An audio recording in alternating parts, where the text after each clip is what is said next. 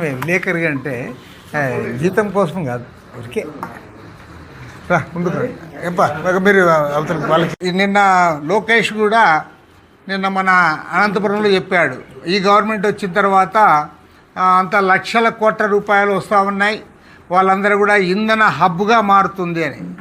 నేను ఈ ప్రభుత్వానికి ఒకటే చెప్తా ఉన్నా, మీరు ఇంధన హబ్గా మార్చినా పర్వాలే, కొద్దిగా లేట్ అయినా పర్వాలే, కానీ మీరు ఏ అగ్రిమెంట్స్ అయితే చేస్తూ ఉన్నారో అవన్నీ కూడా ట్రాన్స్పరెంట్గా జరగాలి. మీరు ట్రాన్స్పరెంట్గా జరపకుండా మేము బ్రహ్మాండంగా ఒప్పందాలు చేసుకున్నాం, వేల కోట్లు వస్తున్నాయి, లక్షల కోట్లు వస్తూ ఉన్నాయి, ఇక్కడ నుంచో మేము ఉత్పత్తి చేస్తాం, ఉత్పత్తి చేయడమే కాకుండా ఇతర రాష్ట్రాలకు కూడా మేమంతా సప్లై చేస్తామనే పద్ధతుల్లో మీరు చేసే మాత్రం మేము అంగీకరించాం. ప్రతి అగ్రిమెంట్ కూడా పారదర్శకంగా జరగాలి, ట్రాన్స్పరెంట్గా జరగాలి. ట్రాన్స్పరెంట్గా మీరు చేయకుండా ఇబ్బడి ముబ్బడిగా చేస్తాం, మాతో దావోస్లో అగ్రిమెంట్ అయ్యారు, కొత్త ప్రభుత్వం వచ్చిన తర్వాత బ్రహ్మాండంగా పరిగెత్తుకొని వస్తూ ఉన్నారు కాబట్టి మేము అన్నీ చేస్తామంటే మాత్రము నేను ఖచ్చితంగా చెప్తా ఉన్నాను, ఇది ఒక సుడిగుండం లాంటిది. ఈ సుడిగుండంలో ఎవరైతే కాలు పెడతారో చేయి పెడతారో వాళ్ళ కాలు చెయ్యి రెండు ఉండవు, ఇది మాత్రం గ్యారంటీ. కాబట్టి ఏమంటే ఆ ఒప్పందాలు, పవర్ పర్చేజ్ అగ్రిమెంట్స్ ఏవైనా సరే పారదర్శకంగా జరగాలి. ఇవాళ మన కేంద్ర ప్రభుత్వము డిఫెన్స్ రంగానికి, రక్షణ రంగానికి మరో 50,000 కోట్ల రూపాయలు అదనంగా బడ్జెట్ కేటాయిస్తామంటున్నారు.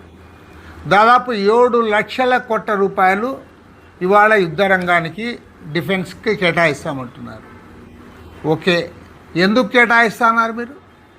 మీరు ఏం చేయడానికే నేను అడుగుతా ఉన్నా. మీకు అసలు డిఫెన్స్ అన్నా మీకేం గౌరవంలే, అసలు మీకు గౌరవమే లేదు.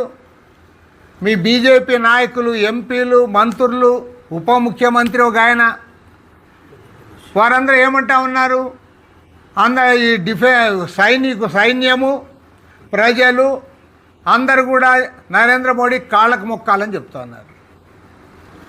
ఎందుకు మొక్కాలో చెప్పమని నేను అడుగుతా ఉన్నా. ట్రంప్కు లొంగిపోయినందుకు మొక్కాలనా? అమెరికా వాడు చెప్తే వానికి గులాములైనందుకు మీకు మొక్కాలనా? అందరం కూడా చెప్పాం. మీరు టెర్రరిజాన్ని తుదముట్టించాలంటే పాకిస్తాన్తో యుద్ధం అన్నారు, యుద్ధం చేస్తామన్నారు. యుద్ధం చేసింది పెద్దగాలే, మరి పోన్లే యుద్ధం ఆపాలనుకున్నారు. మీరు పాకిస్తాన్ కలిసి మనం మాట్లాడుకుని ఆపుకుంటే ఎవరికి అభ్యంతరంలే.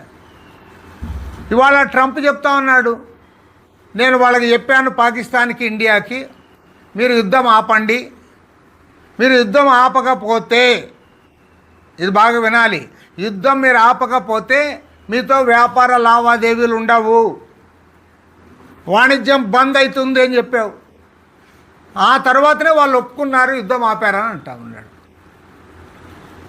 మన మొత్తం భారతదేశ ప్రజలందరూ కూడా ఒక రకంగా చెప్పాలంటే నరేంద్ర మోడీ ప్రభుత్వము అవమానించింది, సిగ్గుచేటు.